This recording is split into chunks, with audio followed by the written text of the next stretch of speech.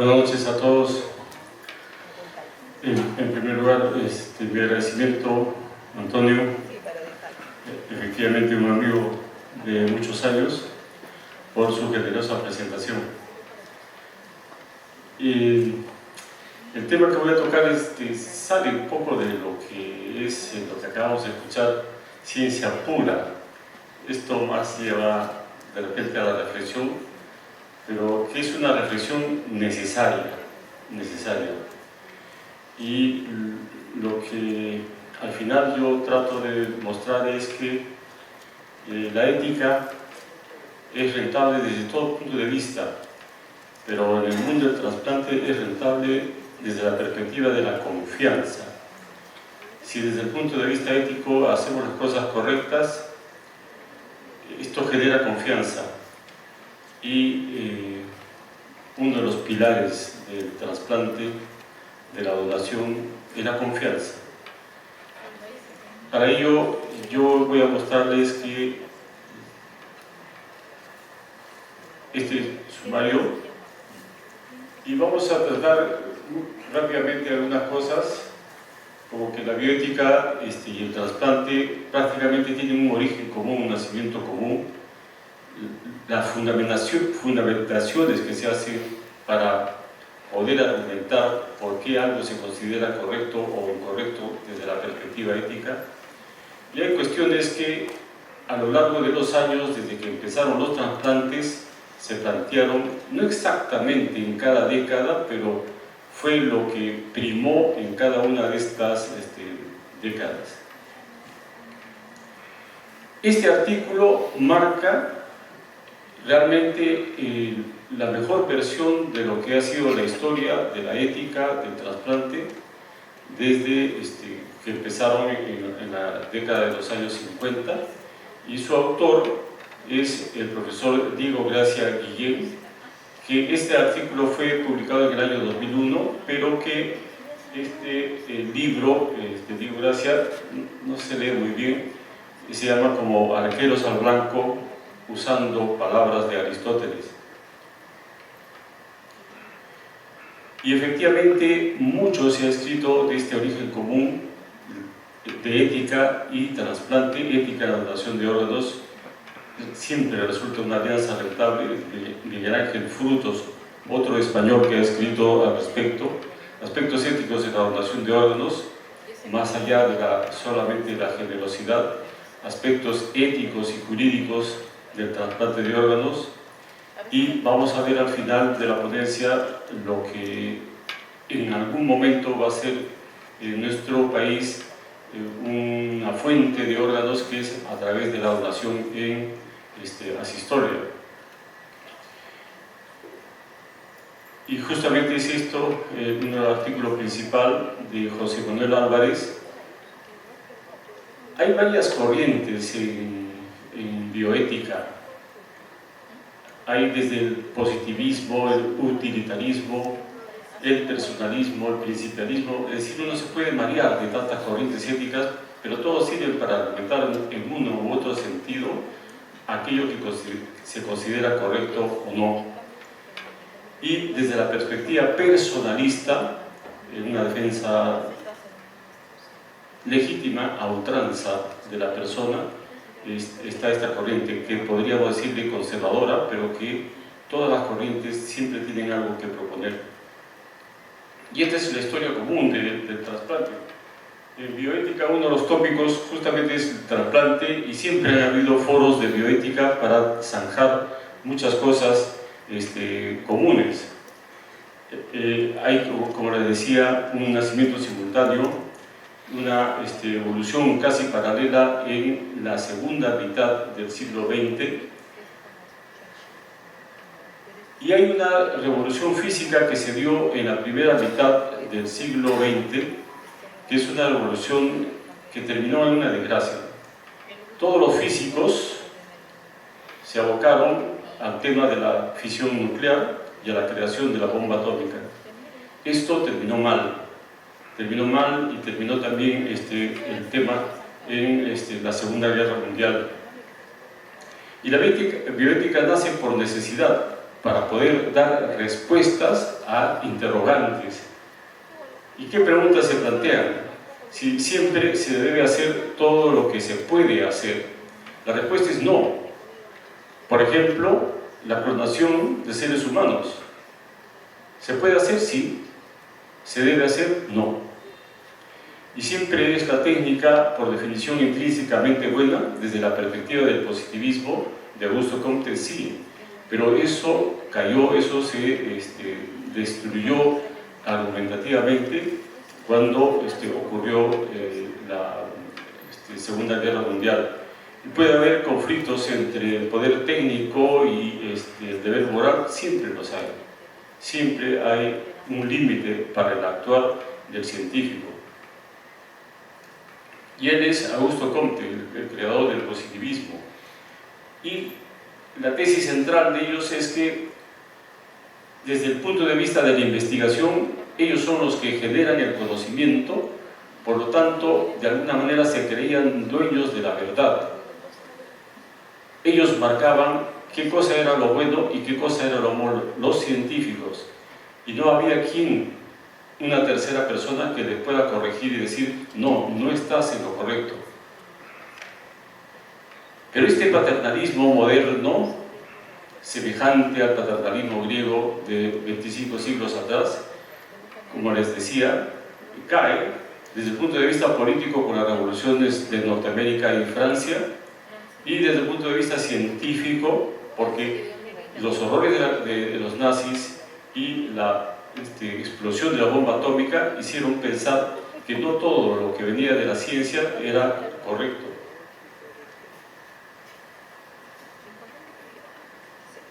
Y entonces, ¿se debe o no se debe hacer algo explícito respecto del trasplante? Y el público empieza siempre a sospechar, a dudar de la supuesta bondad de la ciencia. Y efectivamente, ya no se dijo más que no se debe revisar lo que hace la ciencia. En la segunda mitad del siglo XX se descubre el genoma y se descubre una serie de elementos que ayudaron a la medicina y le hicieron realmente una revolución en el ámbito de la técnica, a tal punto que se crean las unidades de cuidados intensivos. Está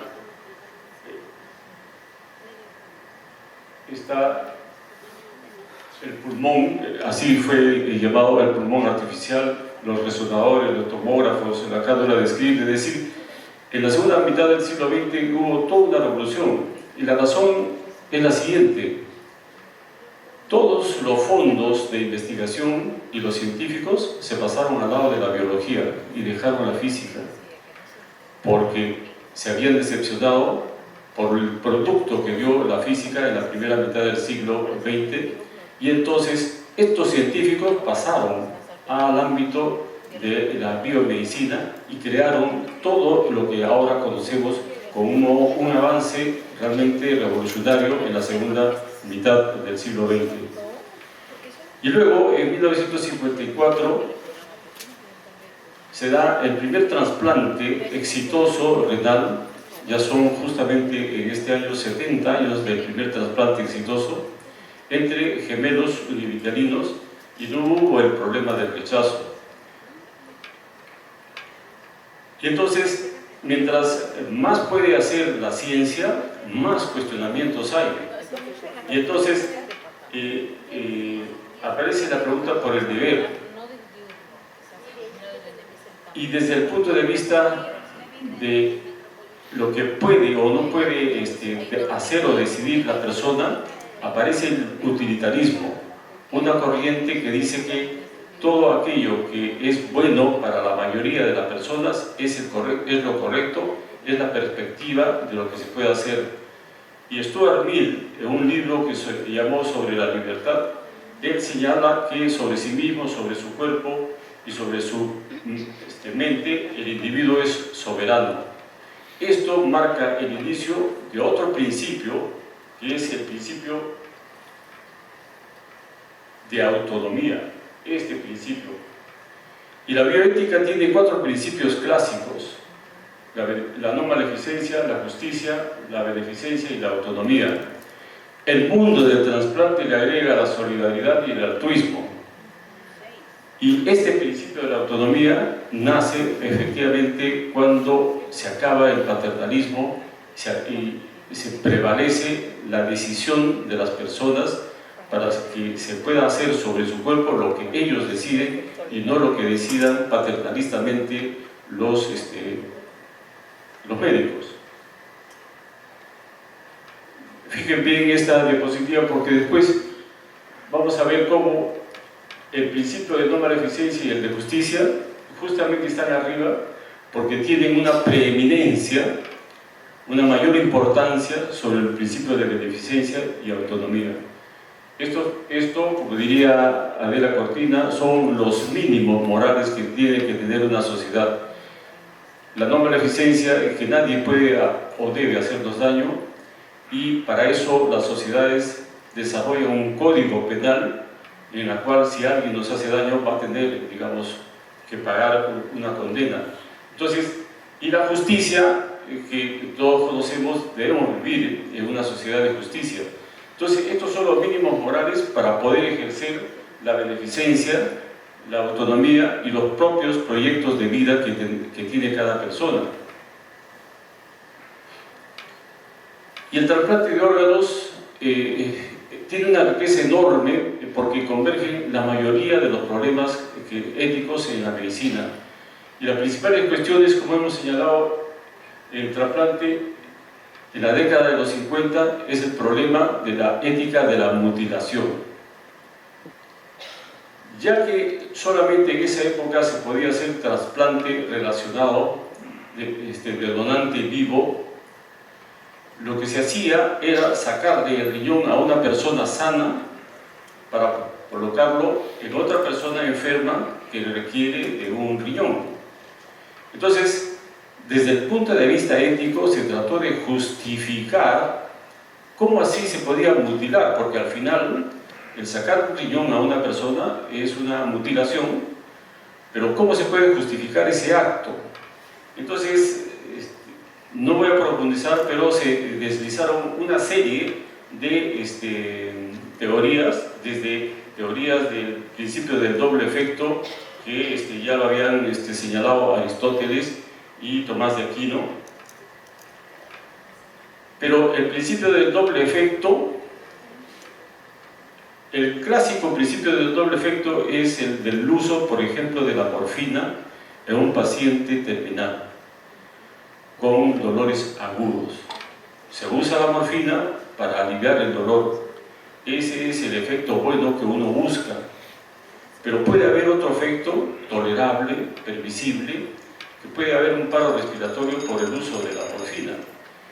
Entonces, si por el uso de la morfina ese paciente muere haciendo un paro respiratorio, entonces uno puede decir, mi intención fue quitarle el dolor, pero si con esa medicación el paciente ha fallecido, digamos, está bien argumentado, está justificado. Pero para eso el acto inicial siempre tiene que ser el bueno, pero en el caso de la exéresis del riñón se considera que esa mutilación es previa a la donación.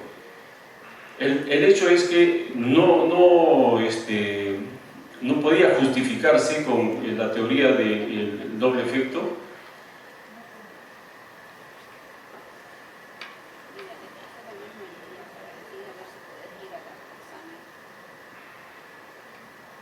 Y entonces solamente se pudo justificar por el principio de beneficencia y desde la perspectiva, así de simple, del amor al prójimo. No había otra forma de justificarlo, el principio de beneficencia. Y entonces, cuando yo les enseñé un cuadro anterior en el cual la beneficencia y la autonomía estaban abajo y arriba estaba la no beneficencia y la justicia, esta es una de las excepciones en las cuales el principio de beneficencia está por encima de los principios de no beneficencia y de justicia. Entonces, esa es la única forma de justificarlo, y este es un acto de beneficencia, repito, amor de caridad, y entre familiares. Inicialmente se da entre familiares. Y cuando hablamos del tema de la donación y la filosofía de la donación como un acto de amor, eso le confiere el hecho de que tenga que ser a título gratuito, de que no haya de por medio una compraventa, un contrato. ¿Por qué? Porque es el hecho del amor al prójimo, yo te dono. Y entonces no hay el tema de la contraprestación. Hay otras sociedades que han señalado lo siguiente: si yo puedo donar, también puedo vender. Y si yo puedo vender, lo hago. Y hay sociedades en las cuales hay una contraprestación económica. En nuestro país han habido problemas de esa naturaleza y han habido contraprestaciones económicas para el trasplante de riñón. Pero hay problemas en esta donación del donante vivo, y es la presión en la familia sobre el posible donante. ¿Qué sucede?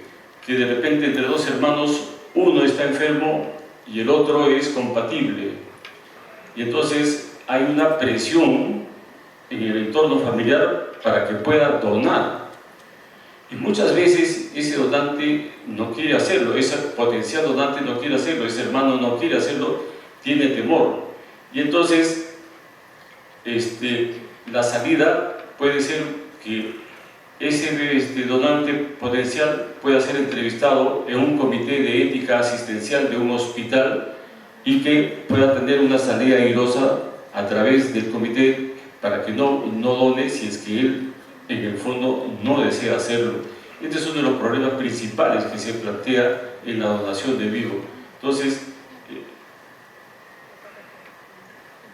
este es el lema que en algún momento la Organización de Trasplantes del Perú nos señala, y muy claramente a través del principio de la donación: si eres capaz de amar, eres capaz de donar, y no a la coacción moral dentro del entorno familiar para que sea donante sí o sí. En la década siguiente se habló de la ética de la experimentación, y es que en ese momento, con ya la aparición de los inmunosupresores y el hecho de que se había desarrollado con éxito el trasplante entre gemelos, hubo realmente un boom de los trasplantes, y se hicieron trasplantes de riñón entre no relacionados, de pulmón, de hígado, se hicieron trasplante de corazón. Y este trasplante de corazón marcó también un tema muy sensible, porque siempre se pensó que el corazón es el centro de las emociones, etc. Y esto hizo recordar a la gente cómo es que ha habido muchos problemas de experimentación, y parecería que nuevamente se estaba con los conejillos de Indias, y hacía recordar viejos temores de cómo se hicieron los tratamientos para los judíos en el Holocausto nazi. Entonces la población sensibilizada recordó Nuremberg. Hubo en esa época el tema de la talidomida, con los acortamientos de los brazos. Se llegó a descubrir cómo en un hospital de Nueva York a ancianos les colocaron células cancerosas para ver si es que desarrollaban o no neoplasias. Y acá entra un autor, Henry Beecher. Acuérdense de este autor, Henry Beecher. Hace un artículo de denuncia que lo voy a enseñar. Hay otros autores que también hacen denuncias sobre cómo se estaba experimentando, y todo esto que se habló sobre la experimentación hizo que la gente empezara a dudar. Este es un artículo muy importante que escribe Henry Beecher, y fíjense la fecha, 1966. Después también escribe un libro sobre investigación y la necesidad de colocar comités de ética en investigación. Esto es lo que marca la década de los 60 en lo que es el trasplante. Y entonces se establecen los comités de ética e investigación para regular los experimentos con seres humanos, pero también faltaban elementos para validar el trasplante, porque también en esa época se le consideraba como una etapa plena de experimentación. Y entonces, obviamente, como digo, había un cero trasplantador, se tenían que aplicar ciertos principios básicos éticos, y no se pudo hacer, digamos, un comité evaluador de trasplante, simplemente siguió y felizmente pudo consolidarse ya más o menos a finales de la década de los años 60. Y la década siguiente, justamente este autor, Henry Beecher, establece los criterios en Harvard sobre el diagnóstico de muerte cerebral. Y esto, ¿por qué? Porque se descubre que cuando hay ciertas lesiones cerebrales, esa persona pierde toda la conexión con el entorno y se podía aprovechar entonces para la donación. Y es que llegó un momento en el cual el número de donantes vivos empezó a disminuir dramáticamente y había la necesidad de buscar nuevos horizontes, y eso lo llevó a determinar que los pacientes con muerte cerebral podían ser donantes. En países desarrollados, donde el trasplante está bien avanzado, ya se ha, digamos, sobrepasado la etapa de la donación en muerte cerebral, y ahora estamos en una etapa de la donación en asistolia, sobre todo en lo que es el capítulo tercero de Maastricht, la clasificación 3 de Maastricht, pero que esto en el Perú todavía está por verse, y lo vamos a analizar a continuación. Entonces, ante el tope de la donación de donante vivo, la donación cadavérica, y este señor Henry Beecher es el que establece los criterios de Harvard para la donación cadavérica, y con la definición de muerte cerebral. Pero no todo es sencillo, y hay oposiciones, y muchas veces bien argumentadas, y Hans Jonas, un filósofo alemán, señaló que había que tener mucha responsabilidad con esto del diagnóstico de muerte cerebral. Él señaló que tenía miedo a lo irreversible, es decir, calificar a alguien de muerte cerebral sin tener la certeza y realmente violentarlo en sala de operaciones y sacarle los órganos. Entonces, hubo un poco de retroceso en los criterios de Harvard, pero finalmente se impusieron y lograron que la muerte cerebral sea ya confirmado un diagnóstico como es a nivel mundial. Y había la exigencia, él quería, quiero que me aseguren 100% de que los criterios de muerte cerebral son correctos. Ahora eso ya está consolidado, ya no hay duda, pero en ese momento habían grandes dudas sobre si se estaba actuando correctamente o no. Y luego, a raíz de que hay una persona que ha fallecido de muerte cerebral y que puede ser un donante, se establece, a partir de eso se establece el consentimiento presunto. Es decir, todos en una sociedad son donantes, a no ser que hayan en vida declarado su oposición a ser donante. Entonces, nosotros teníamos el consentimiento explícito hasta hace poco, luego se ha dado en nuestro país la ley del consentimiento presunto. Es decir, en nuestro país hoy día todos somos donantes a no ser que expresemos nuestra voluntad en contra. Sin embargo, eso no cambia las cosas, porque igual hay que pedir los órganos, la donación a la familia. Eso se hace acá y se hace en España, y me imagino que se hace en todas las partes del mundo, porque cuando se piensa que se puede tomar los órganos sin el consentimiento de la familia, lo que puede pasar es que la familia proteste y se genera entonces un escándalo, y los escándalos mediáticos lo que hacen es generar una desconfianza, y la desconfianza genera unas bajas tremendas en lo que es la donación de órganos. La distribución equitativa de órganos fue lo que marcó la década de los años 80. ¿Cómo hacer para que haya una justa distribución de los órganos? Y justamente el lema de este congreso es acceso universal al trasplante para todos los peruanos. Y realmente esa es la idea. Pero España tiene un sistema de salud que es único en lo público para todos, que dependen de las comunidades autónomas, y todos sienten allá que pueden ser sujetos de una necesidad de un órgano en un momento determinado, y todos creen que en su momento el sistema sanitario les va a resolver ese problema. En cambio, nosotros tenemos un sistema fragmentado. Hay la Seguridad Social, hay el Ministerio de Salud, y hay otros sistemas, el de las Fuerzas Armadas, policiales, solidaridad, etc. Entonces, esas diferencias hacen que no se sienta realmente que todos tienen la misma posibilidad de acceder al trasplante, y eso también otra vez genera desconfianza, genera una sensación de que no todos pueden acceder a una posibilidad de trasplante, y eso al final hace que haya una gran negativa familiar para la donación.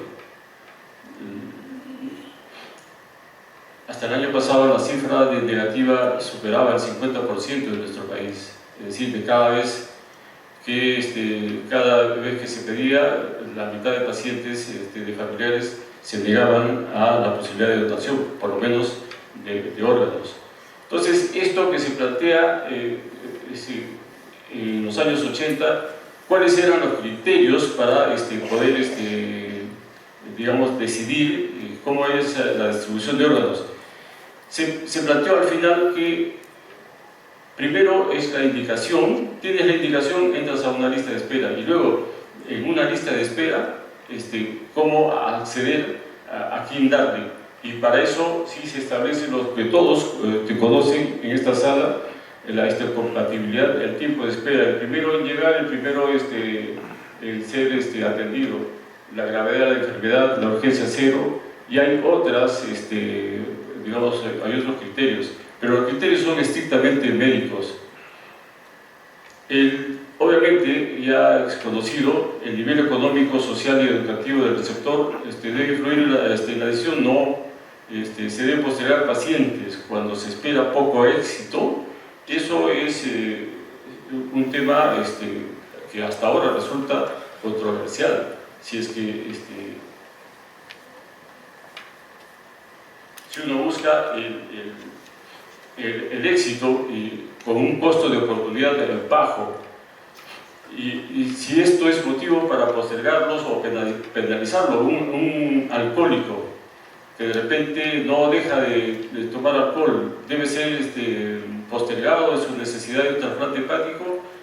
Entonces hay realmente métodos para esto, y hay unos que ven el lado de las consecuencias y otros que ven los principios. Cuando se ve por el lado de las consecuencias, el análisis riesgo-beneficio, costo-efectividad, costo de oportunidad bajo, se establece una pendiente resbaladiza.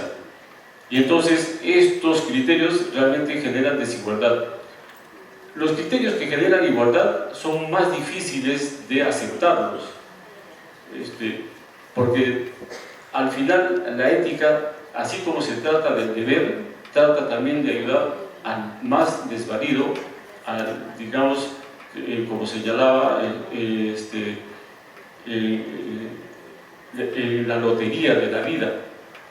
Hay personas que tienen diferente suerte al momento de pasar enfermedades, sus posibilidades económicas. Es decir, en la vida todos efectivamente tenemos una lotería de la vida, y el costo de oportunidad es alto, porque yo, por proteger a alguien, puedo hacer que ese paciente pierda finalmente el órgano, que yo pueda decir, caramba, lo pude trasplantar a otra persona que tenía mejores chances de cuidado, de atención, y por lo tanto un órgano valioso, un recurso escaso, tendría que, digamos, ser más cuidado.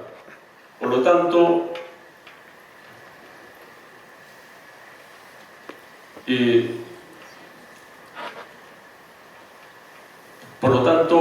estos criterios deben tener un punto medio, deben ser deliberados y solamente debería hacerse la lista de espera para todo lo que realmente lo necesiten y solamente ver las consecuencias por excepción.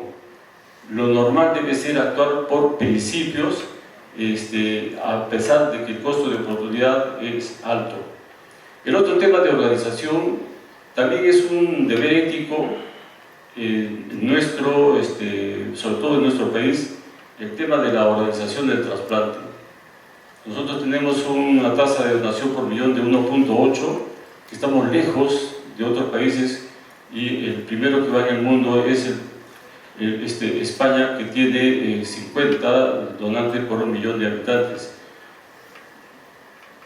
Me señalan que tengo poco tiempo, pero no voy a señalar mayor cosa que este tema de la organización implica la responsabilidad de quienes tienen a cargo la conducción del sistema de salud de plantear un verdadero sistema de trasplante para que pueda ser de acceso a todas las personas.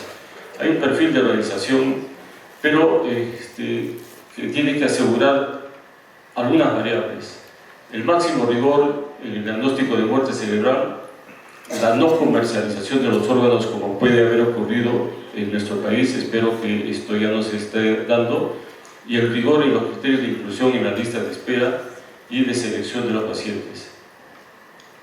Un adecuado manejo de la información, el trato digno al paciente.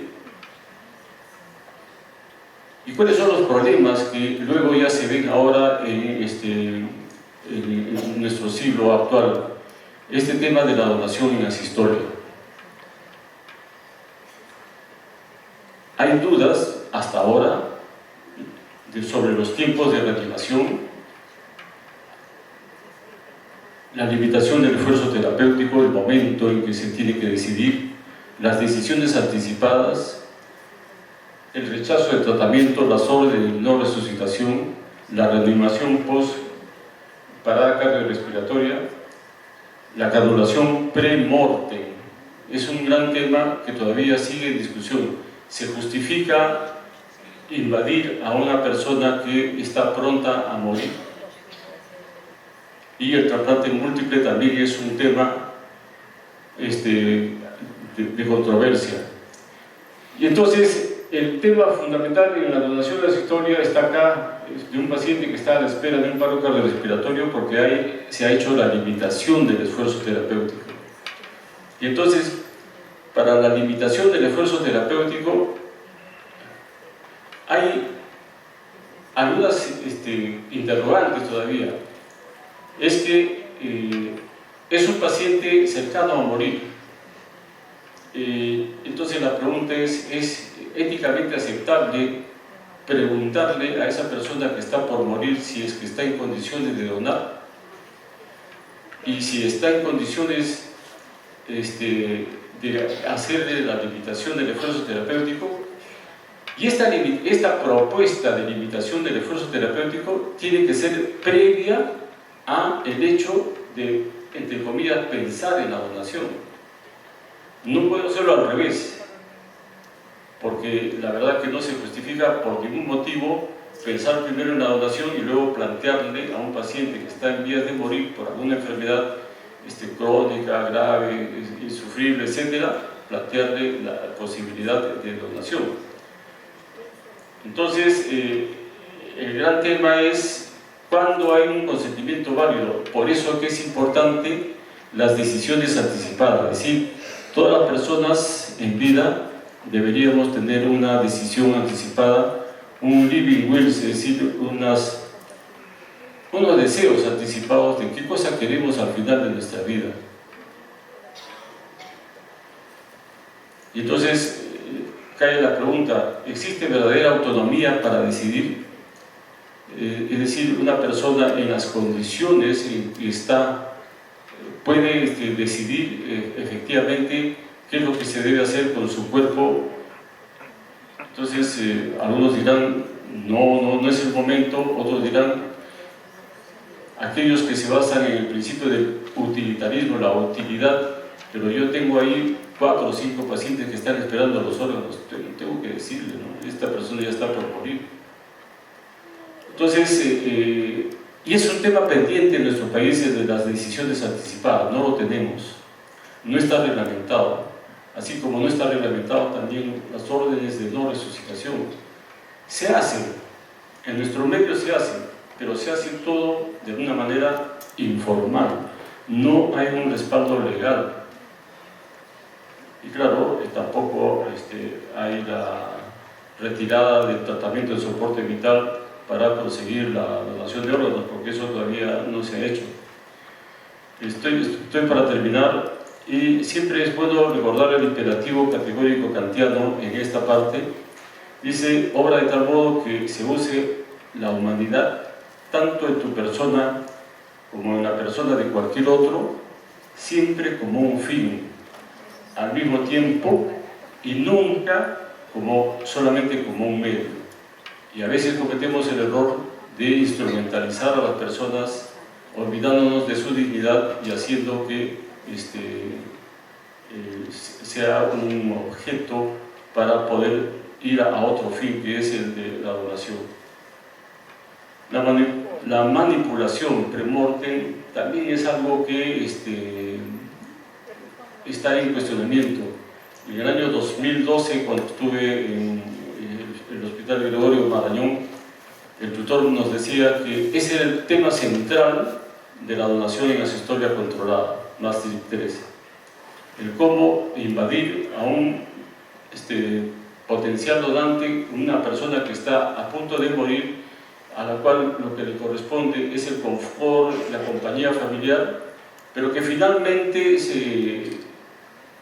obviamente con buenas intenciones se le convence a la familia y a él de la posibilidad de hacer una limitación del esfuerzo terapéutico, hacer la retirada del tratamiento de soporte vital, llevarlo a sala de operaciones, colocarle una cánula femoral, colocarle anticoagulantes y esperar, una vez que se retira todo, que fallezca antes de las 2 horas para poder utilizar los órganos.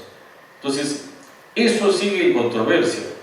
Todavía esa controversia no se ha terminado, pero se justifica al final, desde el punto de vista utilitario, por el bien que hace a otras personas. Y si el donante en algún momento dijo que sí estaba dispuesto a donar, justamente recordando esa buena voluntad, se hace lo mejor posible y se acepta moralmente hacer esa invasión a una persona que debería tener de repente una muerte rodeada de su familia y no en un entorno de sala de operaciones donde no conoce a nadie y pues el deseo de todos es de repente morir cerca de un familiar y no en un entorno frío como lo puede ser una sala de operaciones. Y justo en lo que estamos hablando, los cuidados al final de la vida, donde debería primar el principio de humanidad, del confort, etcétera, una despedida adecuada. Y la última etapa de la donación en asistolia es ahora el grupo de los pacientes que han pedido que se le haga la eutanasia. Y la eutanasia solamente hay un tipo de eutanasia, porque antes se decía activa, pasiva, etcétera, pero hay un solo tipo, y esta es, es la acción por la que un profesional sanitario pone fin a la vida de un paciente de manera deliberada y a petición expresa y reiterada de éste, cuando se produce dentro de un contexto eutanásico por causa de padecimiento grave crónico e imposibilitante o enfermedad grave e incurable, causante de un sufrimiento intolerable. Esta es la definición de la sociedad española, y a partir de esto es que se considera la posibilidad ahora de donación. Antes, estos pacientes que pedían eutanasia no se consideraba. Técnicamente es muy difícil, digamos, recuperar estos órganos, porque muchas personas tienen enfermedades terminales que no son compatibles con realmente recuperar los órganos. Al final, la recomendación es que en cada hospital donde se haga trasplante de órganos debe haber un comité de ética asistencial para que pueda deliberar sobre los asuntos puntuales que plantea cada tipo de paciente, cada tipo de trasplante, porque todos los casos van siendo diferentes y hay cuestiones que discutir, deliberar en el seno de un comité de ética, y de cada caso es totalmente individual y las conclusiones pueden ser diferentes para cada caso. Nada más, y reiterar que la ética genera confianza y se puede seguir haciendo técnicamente todos los trasplantes posibles respetando los cánones éticos. Muchas gracias.